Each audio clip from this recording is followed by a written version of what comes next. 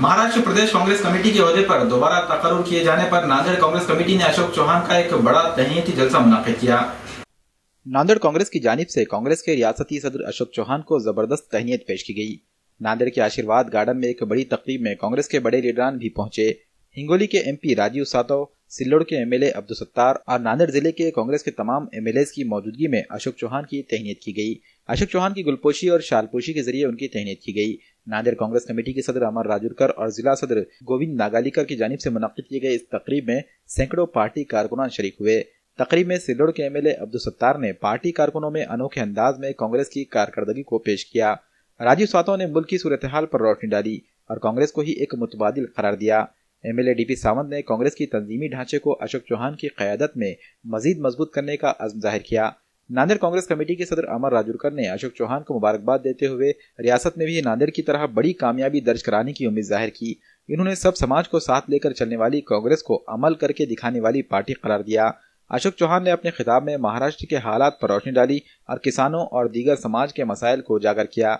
अशोक चौहान ने बीजेपी हुकूमत पर रियासत को माशी बहरान की जानिब ले जाने का इल्जाम लगाया। इन्होंने कहा कि हुकूमत के खजाने खाली हो गए हैं, ऐसे में हुकूमत आवाम को सिर्फ धोखा दे सकती है, तरक्की नहीं।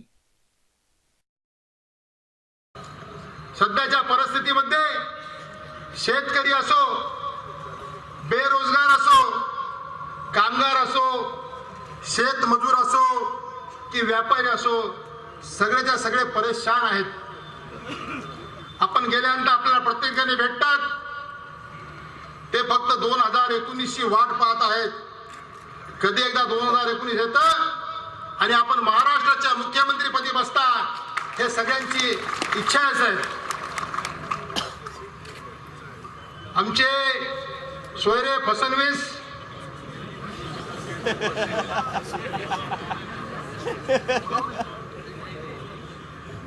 साहेब, सामाजिक प्रश्न फार निर्माण झालेला आहे। मुस्लिम समाजाला दिलेलं आरक्षण दिलं नाही, मराठा समाजाचा प्रश्न नाही, धनगर समाजाला फिरवायले। त्यामुळेच मुद्दा म्हणून आम्ही नांदेडच्या इथं महिला बाल कल्याण समितीच्या सभापती धनगर समाजाचा केला। सत्तारबाई, तुम्हाला सांगतो इतिहासाचा पहिल्यांदा केला आम्ही नांदेडला। महाराष्ट्र में नहीं, हिंदुस्तान में कांग्रेस की सत्ता है, ऐसी मैं बताता हूँ। और जिस तरह से आज हमारे साके सामान्य कार्यकर्ता को हमारे नेता ने जो काम करने का मौका दिया, नांदेड़ महानगर पालिका में एक महापौर बोलकर मेरे को काम करने का मौका दिया, और जिस तरह से आज हमारे जो शिला किशोर गौरे जी आज दलित समाज को काम करने का मौका दिया है। आज जिस तरह से कांग्रेस जो हर समाज को लेकर चलने का काम करती है, और उस समाज के नेता हमारे अशोक राजी चौहान आने वाले इंशाल्लाह महाराष्ट्र के सीएम रहिए। दिल की गहराई से फिर एक बार राहुल गांधी को शुक्रिया अदा करता हूं, और आने वाले वक्त में अच्छे दिन चले। हमारे नेता की वजह से दुआ कर अपने 2 लाख खत्म करता हूं। खुदा। नांदेड जिल्ह्यात अडकवायचा नाही आपण। मी एक खास याच्यासाठी बोलतोय, आपण सगळे काँग्रेसचे पदाधिकारी आहात। आता अशोकरावजींना आपण नांदेड जिल्ह्यात गुंतवायचं नाही।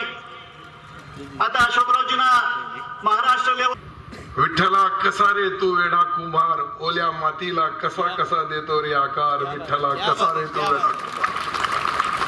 म्हणजे साहेबांनी आमच्या सारखे अनेक आमदार तयार केले, जिल्हा परिषदचे अध्यक्ष तयार केले, खासदार तयार केले। म्हणजे जे जे तयार केले आम्ही सर्व स्टेजवर आहोत।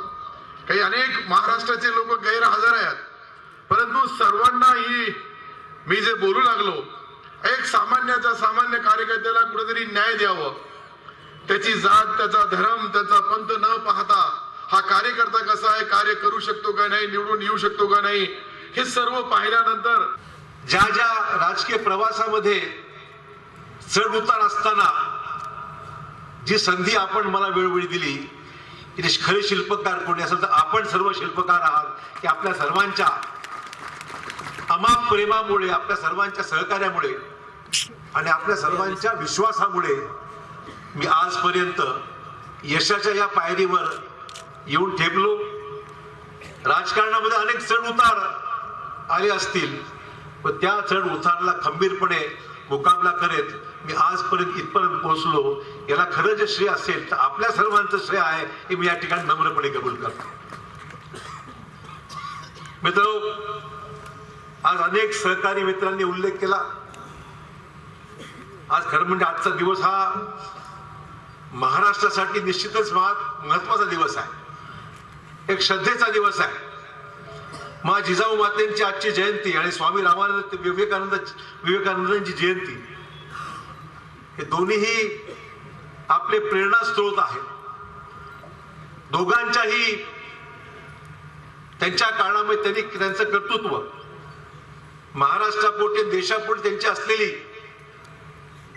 निस्सीम भक्ती आणि या देशाला घडवण्याप्रती त्यांची जी काही देशामध्ये त्यांनी जे काही कार्य केलं त्याला अनुसरून पुढची पिढी आज त्यांच्याकडे पाहते, त्यांच्याकडून ऊर्जा घेते, त्यांच्याकडून शक्ती घेते आणि त्यांना अभिवादन करून भावी काळामध्ये सुद्धा आमच्याकडून तसंच काम झालं पाहिजे अशा प्रकारची मनोमन भावना आज तरुण पिढीच्या मनामध्ये निश्चित आहे.